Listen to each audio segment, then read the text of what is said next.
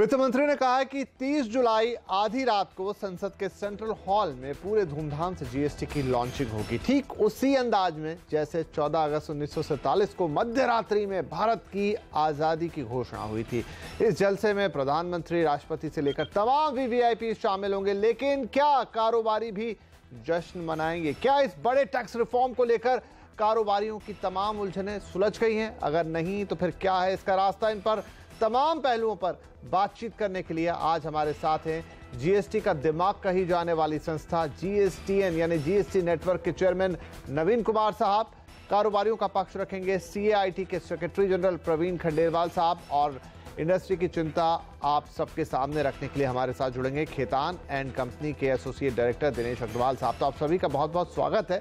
नवीन कुमार साहब, शुरुआत आपसे करना चाहेंगे। अब बस जीएसटी का आगाज होने ही वाला है, देश में नई टैक्स व्यवस्था आने वाली है, तो इसके लिए जो इसका दिमाग या दिल कह लूं जीएसटीएन यानी जीएसटी नेटवर्क है जिसे आप देख रहे हैं, वो कितना तैयार है?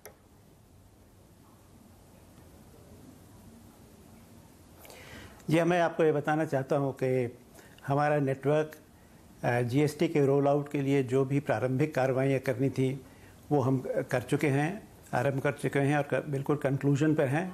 जैसे कि दो कार्रवाइयाँ रोल आउट के लिए बहुत आवश्यक हैं। पहला कि जो एग्जिस्टिंग टैक्स पेयर्स हैं, सर्विस टैक्स के, वैट के, सेंट्रल एक्साइज के, उनको माइग्रेट करना है।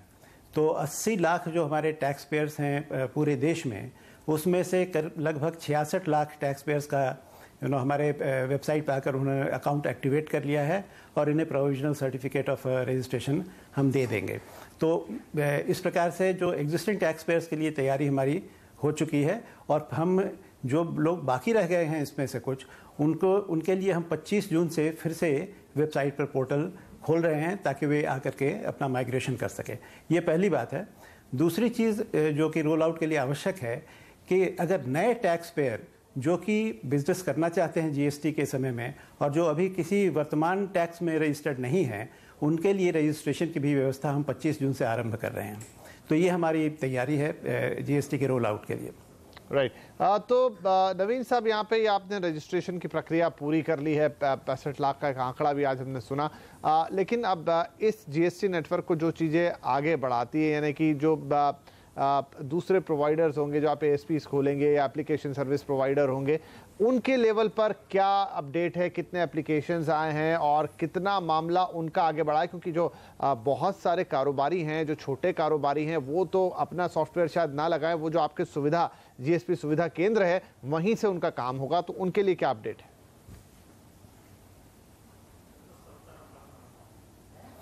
इस विषय में मैं आपको ये बताना चाहता हूँ कि जो छोटे कारोबारी हैं उनके लिए हमने अपना टूल, एक ऑफलाइन टूल बनाया है। उसके लिए उनके पास किसी भी एएसपी या जीएसपी के पास जाने की आवश्यकता नहीं है।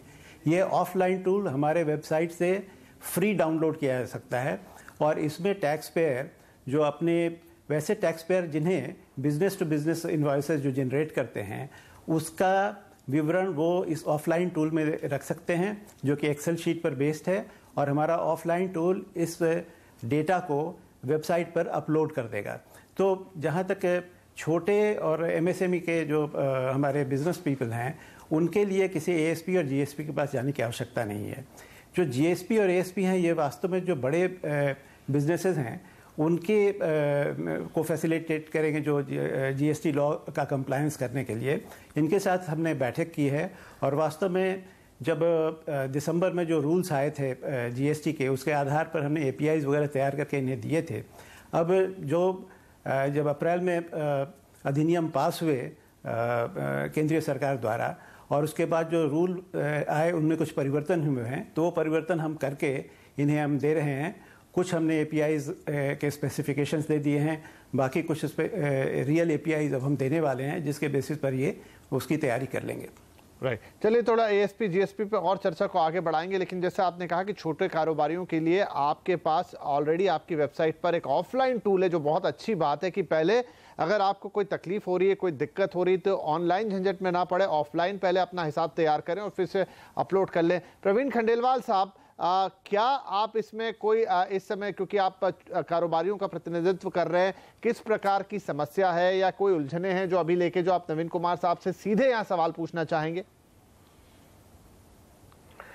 देखिए, सबसे पहले तो मैं जीएसटी पोर्टल की इस पहल का स्वागत करता हूं कि आखिरकार उन्होंने ऑफलाइन टूल वहां पर मुहैया कराया। लेकिन अभी एक बड़ा सवाल जो सामने आता है वो ये है कि उस ऑफलाइन टूल को भी यूज करने के लिए हमारे व्यापारियों को कंप्यूटर के साथ जुड़ना जरूरी है, क्योंकि जीएसटी पूर्ण रूप से एक टेक्नोलॉजी बेस्ड टैक्सेशन सिस्टम है।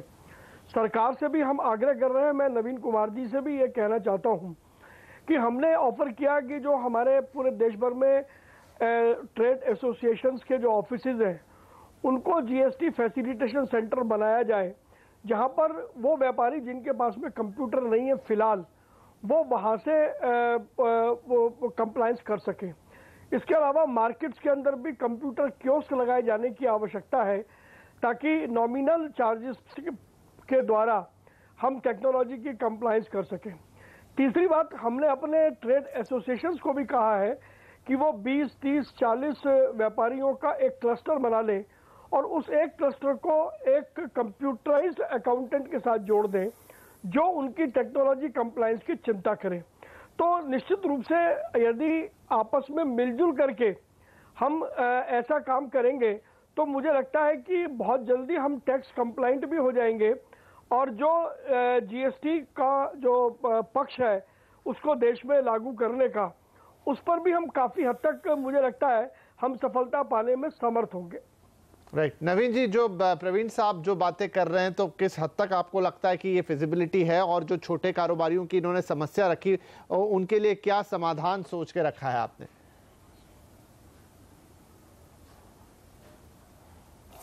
हाँ, ये जो ट्रेड एसोसिएशंस की तरफ से ये जो पहल की जा रही है ये बहुत ही सराहनीय है और मेरे ख्याल से ये बहुत ही आवश्यक भी है, क्योंकि ये बात सही है कि जीएसटी लॉ है, एक नया कानून है, इसमें नई प्रक्रियाएं हैं। अभी तक जिस प्रकार से व्यापारी रिटर्न फाइल करते आए हैं या लॉ का कंप्लायंस करते आए हैं उससे इसमें थोड़ी भिन्नता है, इसलिए उनको नए लॉ से और हमारा जो सिस्टम है उससे फैमिलियराइज करने की ज़रूरत है। तो इसमें ट्रेड एसोसिएशंस का योगदान काफ़ी अच्छा हो सकता है। जहाँ तक फैसिलिटेशन सेंटर, साइबर कियोस्क वगैरह जो हैं, देखिए देश में बहुत फैसिलिटेशन सेंटर, साइबर कैफ़ेज़ वगैरह हैं, वहाँ से लोग इस काम को कर सकते हैं। जैसे कि अपने घर से वो इंटरनेट को एक्सेस करते हैं वैसे किसी दूसरे कंप्यूटर से भी कर सकते हैं। तो ये जब ट्रेड एसोसिएशंस वगैरह इस काम को लेते हैं तो मैं उन्हें सुझाव दूंगा कि हम लोग अपने वेबसाइट पर फ्रीक्वेंटली आस्क्ड क्वेश्चंस के अलावा वीडियो बेस्ड कंप्यूटर ट्रेनिंग का भी हमने मॉड्यूल्स रखा है, जिसमें कि हर एक्टिविटी जो हमारे पोर्टल पे की जाने वाली है, चाहे वो रजिस्ट्रेशन की हो या रिटर्न फाइलिंग की हो या इनवॉइस अपलोड की हो या परचेज रजिस्टर से कंपैरिजन की हो, उसका डिटेल्ड वीडियो हम दे रहे हैं। तो आप इसे भी डाउनलोड करके उसका प्रयोग कर सकते हैं। इस अपने ट्रेड एसोसिएशन के में जो आप जिन लोगों को अकाउंटेंट्स को या चार्टर्ड अकाउंटेंट्स को या टैक्स पेयर्स को अगर ट्रेनिंग करना चाहते हैं तो आप उसका उपयोग कर सकते हैं। राइट, प्रवीण जी कुछ पूछना चाह रहे हैं। जी प्रवीण जी। मेरा एक जो सवाल है, और सवाल नहीं मेरा सुझाव है कि नवीन कुमार जी इस बात से सहमत होंगे कि हमें जीएसटी लॉ में 9 तरीके के इनवॉइसेस प्रेस्क्राइब किए गए हैं, जिसमें टैक्सेबल इनवॉइस है, बिल ऑफ सप्लाई है, रिवाइज्ड इनवॉइस है, रिफंड वाउचर है, पेमेंट वाउचर है, ऐसे 9 करे हैं। बड़ी संख्या में अभी देश भर में हमारे व्यापारियों को ये जानकारी नहीं है कि किस स्थिति में कौन सा इनवॉइस उनको रेज कर रहा है, और यदि ये जो जानकारी यदि समय पर नहीं मिलेगी तो वो पहले दिन से कहीं ना कहीं नॉन कंप्लाइंट की श्रेणी में आएंगे। तो मुझे लगता है कि इस ओर भी ध्यान दिया जाना जरूरी है। जहां तक हमारी confederation of all India traders का सवाल है, तो हम अब तक पूरे देश भर में 132 कॉन्फ्रेंस कर चुके हैं, जो 132वीं कॉन्फ्रेंस आज मैं बेंगलोर में कर रहा हूं।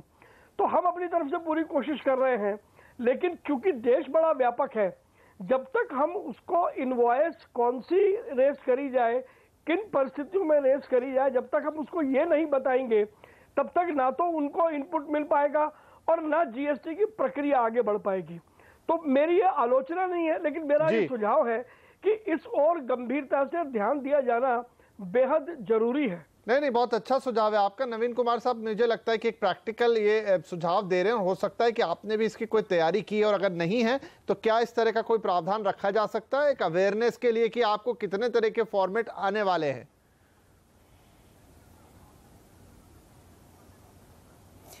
देखिए, ये बहुत ही अहम विषय है, क्योंकि अगर कानून और कानून के अंतर्गत जो फॉर्म हैं उससे जो हमारे करदाता हैं परिचित नहीं होंगे तो उन्हें कंप्लायंस करने में कठिनाई होगी। तो ये बात तो बिल्कुल सही है। तो इसमें ट्रेड एसोसिएशन का अच्छा योगदान हो सकता है। और मैं ये भी बता दूं कि भारत सरकार की ओर से बहुत से सेवा केंद्र चालू किए गए हैं जहां पर जीएसटी लॉ से संबंधित जानकारी लोगों को उपलब्ध कराई जाती है। तो मेरा अनुरोध ये होगा कि ट्रेड एसोसिएशन इन केंद्रों से भी संपर्क करें। इसके अलावा जहाँ तक मेरी जानकारी है, institute of chartered association of India ने भी पूरे देश में कई केंद्र इस प्रकार के खोले हैं जहाँ पर लोगों को नए कानून के बारे में और उसके अंतर्गत जो भी प्रावधान है उसकी जानकारी प्राप्त हो सकती है। राइट, तो यहाँ पर काफ़ी तरह से तैयारियां जारी हैं। मुझे लेना होगा एक छोटा सा ब्रेक, लेकिन ब्रेक पे जाने से पहले नवीन कुमार साहब, अब जो कि सिस्टम जैसा कि आ गया है और मतलब ऑलमोस्ट सब तैयारियां पूरी है, 1 जुलाई से हम देखेंगे कि सब कुछ लागू हो जाने वाला है। तो अगर यहाँ पर शुरुआत के बाद किसी को कुछ प्रॉब्लम आती है, आपने तमाम तरह के आपने कहा वीडियोस भी डाले, सब कुछ डाले, लेकिन बावजूद उन सारी चीज़ों के अगर कहीं कोई अटकता है तो क्या वो कोई फोन लाइन है, कोई संपर्क सूत्र है, कोई केंद्र है जहां जाके वो अपनी छोटी छोटी जो प्रॉब्लम है कि यहां तक तो मैं आ गया हूं, उसके आगे कैसा बढ़ा जाए, उसके बारे में पूछ सकता है? जी हाँ, हम लोग जीएसटी के रोल आउट के समय से एक हेल्प डेस्क भी ऑपरेट करेंगे। वास्तव में देखा जाए तो जो एनरोलमेंट का हमने काम किया था, यानी माइग्रेशन का जो काम किया था, उस समय भी हमने एक हेल्प डेस्क बनाया था और जिसमें कठिनाई होने पर करदाता उस पर आकर के अपनी समस्या बताते थे और उनका समाधान वहाँ पर किया जाता था। तो ये एक 100 सीट का हेल्प डेस्क था। अब इसे हम एक्सपैंड करके 400 सीट का हेल्प डेस्क हम स्थापित कर रहे हैं, जिसमें कि अकाउंटेंसी जानने वाले एजेंट्स रहेंगे और किसी भी करदाता को कोई समस्या अगर आती है तो वो हेल्प डेस्क को फ़ोन करके उनसे सहायता ले सकते हैं। हमने एक नई बात इसमें और की है कि एक तो होता ही है कि हेल्प डेस्क में आप फ़ोन से अपनी समस्या बताएंगे और फ़ोन से आपको वो गाइड कर देते हैं, लेकिन इसके अतिरिक्त अगर करदाता चाहेंगे, अगर वो इसकी अनुमति देंगे, तो हमारे जो हेल्प डेस्क का एजेंट है वो उनके कंप्यूटर को एक्सेस करके, स्क्रीन को एक्सेस करके उनको बता सकता है कि आप यहाँ क्लिक करिए या इस फील्ड को भरिए तो आपका काम होगा। राइट, ये तो आप इसकी पूरी व्यवस्था हम लोग कर रहे हैं। बहुत ही अच्छी बात है और ये बड़ी इंपॉर्टेंट चीज़ है कि आप ना सिर्फ फ़ोन पर बताएंगे, बल्कि अगर आप अपने पोर्टल नंबर शेयर कर लेंगे, अपना एक्सटेंशन शेयर कर लेंगे, तो वहाँ पर डायरेक्ट आपके कंप्यूटर पे एक्सेस लेकर आपके जो एक्सपर्ट्स हैं वो व्यापारियों की सहायता कर पाएंगे। आई थिंक ये बड़ा प्रैक्टिकल आइडिया है। बड़ी आईटी कंपनी या बड़ी कंपनियों में ऐसा होता है कि आपका आईटी डिपार्टमेंट होता है और डायरेक्ट आपके कंप्यूटर का एक्सेस लेकर आपकी समस्या को सॉल्व कर देता है। तो कुछ उसी हद तक की तैयारी यहाँ पर जीएसटी ने भी की है। चलिए, तो इसी पॉइंट पर हम लेते हैं एक छोटा सा ब्रेक, लेकिन ब्रेक के बाद आके कुछ और अहम बिंदुओं को टच करेंगे जहां तक बात है जीएसटी की, क्योंकि 1 जुलाई से पूरे देश में ये नई टैक्स व्यवस्था लागू होने जा रही है। यहाँ लेते हैं एक छोटा सा ब्रेक।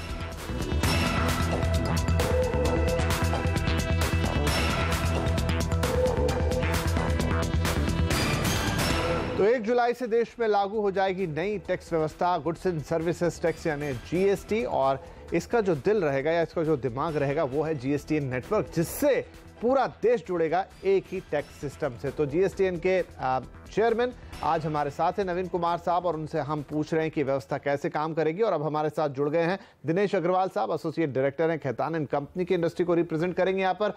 दिनेश साहब, आपके मन में कोई सवाल है जो आपके क्लाइंट्स आपसे आकर पूछ रहे हैं कि आगे इस सिस्टम में अभी ये दुविधा है या ये चीज कैसे होगी या ये कंप्लायंस कैसे होगा? तो नवीन जी हमारे साथ हैं। नवीन जी, इंडस्ट्री ये जानने को उत्सुक है कि जो रिटर्न फॉर्मेट्स हैं उसको जीएसटीएन में अपलोड कैसे किया जाएगा। तो जैसे अपने देखते हैं कस्टम्स में एक्साइज में फाइल यूटिलिटीज़ हैं जिसको हम डाउनलोड कर सकते हैं, ऑफलाइन फिल कर सकते हैं एंड देन CSV फाइल या XML फाइल के थ्रू उसको अपलोड कर सकते हैं। तो आप वो यूटिलिटी कब तक उसको रिलीज करने वाले हैं, क्योंकि जितनी भी बड़ी इंडस्ट्रीज़ हैं उनका IT इन्वायरमेंट ऐसा है कि they need to automate everything and they need also to automate this file utility. तो जब आप बताएंगे कि वो कब डाउनलोड कर सकते हैं, हम उसी हिसाब से हम अपना इंफ्रास्ट्रक्चर भी अलाइन करेंगे उस यूटिलिटी के लिए। तो अगर आप थोड़ा उसमें गाइडेंस दें तो that will be great help to the industry for keeping themselves ready for the GSTN returns.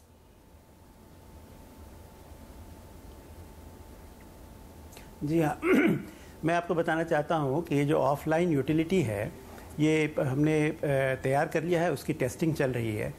तो ऐसा है कि आपको तो मालूम है कि जो किसी महीने के जो ट्रांजैक्शंस हैं उसके जो रिटर्न है अगले महीने में दाखिल करने की व्यवस्था है। और अभी तो शुरू में GST काउंसिल ने 1 महीने का अतिरिक्त समय दे दिया है।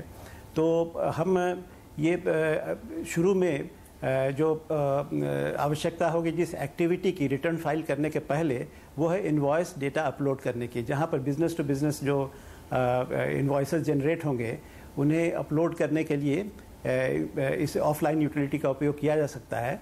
तो हमारा 15 जुलाई से ये व्यवस्था अपलोड करने की चालू हो जाएगी। तो हम उसके पहले ही ये ऑफलाइन यूटिलिटी उपलब्ध कराएंगे। और वास्तव में ऑफलाइन जैसे मैंने पहले बताया था कि ऑफलाइन यूटिलिटी का उपयोग एक एक्सेल शीट में फॉर्मेट है उसके साथ किया जाएगा। तो ये फॉर्मेट हम इसी महीने के अंत तक इसे रिलीज़ कर देंगे ताकि इसे सभी लोग देख सकें और उससे परिचित हो सकें।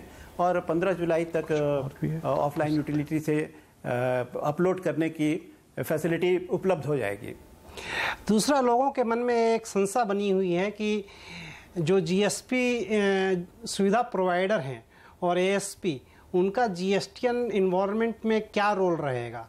आई नो कि ये ऑप्शनल है, लेकिन बाज़ार में GSPs ये बोल रहे हैं कि साहब 100 से ज़्यादा इनवॉइसेस आप डायरेक्ट अपलोड नहीं कर सकते हैं।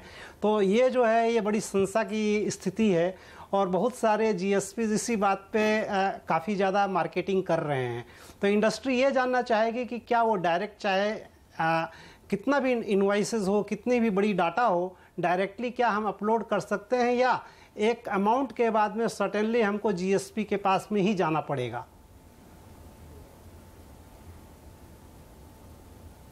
नहीं, मैं एक बिल्कुल क्लैरिफाई करना चाहता हूं कि GSP या ASP पर जाने के लिए कोई कंपल्शन नहीं है। और हमने जो व्यवस्था की है उससे मैं ज़रा एक्सप्लेन कर दूं कि हमारे जो different category of tax payers हैं वो किस तरह से बिना ASP GSP के पास जाए हुए अपना इनवॉइस अपलोड कर सकते हैं या फिर GSTR2 से इनवॉइस को डाउनलोड करके कंपेयर कर सकते हैं। सबसे पहले मैं इनवॉइस अपलोड की बात करूं तो जो छोटे व्यापारी हैं, यानी कि ऐसे व्यापारी जिनके इनवॉइसेस की संख्या महीने में 100, 200, 500 होगी, तो वो तो हमारे वेबसाइट पर सीधे आकर के डेटा एंट्री कर सकते हैं, उन्हें कोई ऐसी समस्या नहीं है। लेकिन जिनके इनवॉइसेस ज़्यादा हैं, मान लीजिए कि करीब 10,000 इनवॉइस हो जाते हैं महीने में या 20,000 इनवॉइस हो जाते हैं, तो वो उन्हें हमारा ऑफलाइन टूल यूज़ करना चाहिए। अब ये जो ऑफलाइन टूल है ये एक बार में 19,000 इनवॉइसेस का डेटा इंपोर्ट कर सकता है और उसको अपलोड कर सकता है। और इसमें मात्र आधे मिनट का टाइम लगता है, यानी कि जब आप इंटरनेट से कनेक्ट कर लेंगे तो 19,000 इनवॉइस का डेटा वो आधे मिनट में अपलोड कर देता है। तो अगर मान लीजिए कोई मीडियम साइज़ की जो बिजनेस है उसे मान लीजिए कि 50,000 इनवॉइस भी अगर महीने में करने हैं, तो वो अगर हर हफ्ते 19,000 अपलोड कर दें तो बड़ी आसानी से अपलोड कर सकते हैं। अब हम तीसरे कैटेगरी की बात करें जो कि बड़े बिजनेस हैं, जो कि सामान्यतः ERP वगैरह के माध्यम से काम करते हैं। तो जब उनके ERP रेडी होंगे तो वो तो GSP के माध्यम से हमारे यहाँ कनेक्ट करेंगे। लेकिन मान लीजिए कि GSP की तैयारी पूरी नहीं हुई है तो वो भी इस ऑफलाइन टूल का उपयोग कर सकते हैं। और जो बड़े बिजनेस हैं उन्हें जैसे कि मान लीजिए कि एक दिन में 50,000 उन्हें अपलोड करना है इनवॉइस, तो हमारे टूल को यूज़ करके वो रात के समय में 3 बार में उसको अपलोड कर सकते हैं। तो ये कोई भारी बात नहीं है। हर एक प्रकार के टैक्स पेयर को इस ऑफलाइन टूल के माध्यम से इनवॉइस अपलोड करने की, यानी कि पूरी तैयारी आपके सिस्टम ने यहाँ पे कर ली है। बहुत ही ये जो इस प्रकार की बात कही जा रही है जी, तो पूरी तैयारी कर रही है। सर माफी चाहूंगा, मुझे यहाँ ब्रेक लेना होगा, क्योंकि ब्रेक के बाद हम ये बात पूरी कर लेंगे। छोटा सा ब्रेक ले रहा हूँ, आके इस चर्चा को कंक्लूड करेंगे। बहुत इंपॉर्टेंट चीजें आप यहाँ पे बता रहे हैं, बस छोटा सा ब्रेक, तुरंत हाजिर होते हैं।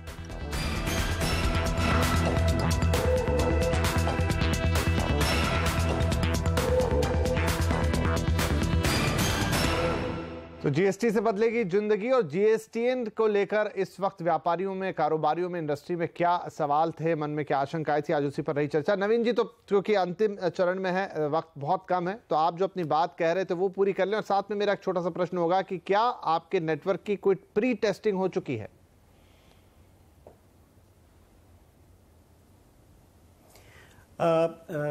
मैं जीएसपी के बारे में बात कर रहा था, तो जैसा कि मैंने बताया कि ये बात सही नहीं है कि बिना जीएसपी या और एएसपी के व्यापारीगण अपना इनवॉइस अपलोड नहीं कर सकते या रिटर्न फाइल नहीं कर सकते।